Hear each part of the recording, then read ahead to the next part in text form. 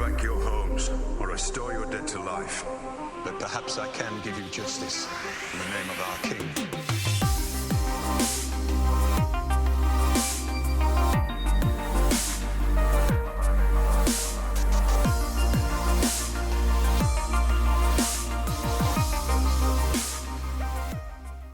The biggest spoilers of Season 7 were just leaked, and Watchers on the Wall covered the whole story. I will go ahead and link their article so you can read all the details. But to consolidate everything, the reports of Davos and Brienne meeting with Daenerys have pretty much been confirmed at this point. First off, there's been many pictures taken from reporters in Spain of a royal-looking Jon Snow, walking and getting counsel from Davos. This is to be expected since Jon and Davos were both in Winterfell last season as it came to an end. Yet Missandei was captured in a photograph in the same location, wearing very similar black clothes to Jon Snow's black armor.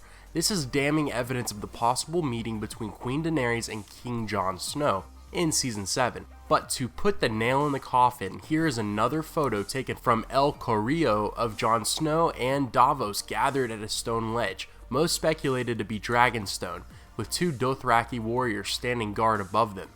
This is it, ladies and gentlemen, the evidence that Jon Snow was possibly only a few scenes away from meeting his aunt Daenerys for the first time.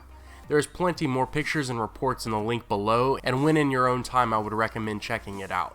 But this is not the biggest news in my opinion. The biggest, and I mean biggest news to date, is a recorded filming session on a beach in Spain, where it seems Davos and a younger man dressed in red rows into shore at King's Landing. I will say it again, the spoilers that are about to follow are big, and if you do not want this ruined for Season 7, please click off the video now.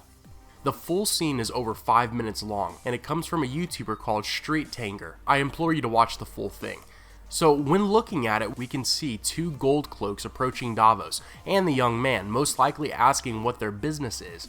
And through Davos' great speaking skills, he is able to satisfy any issues they may have.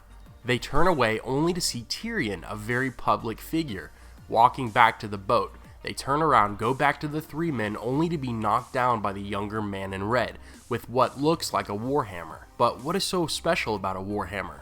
Well, Robert Baratheon's weapon of choice was a warhammer, and we know of one living heir to the late King Robert, Gendry.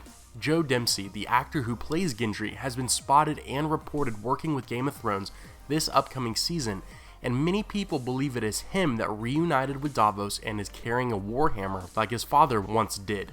While this is my absolute hope and nothing else, there is a chance this could be Podrick. Podrick wears red and has been receiving combat training from Brienne, whom was just reported to share a scene with Davos. Podrick would be more realistic at first glance. Since the allegiance is there, Podrick is a common character currently in the show in comparison to Gendry, who we haven't seen for a few seasons.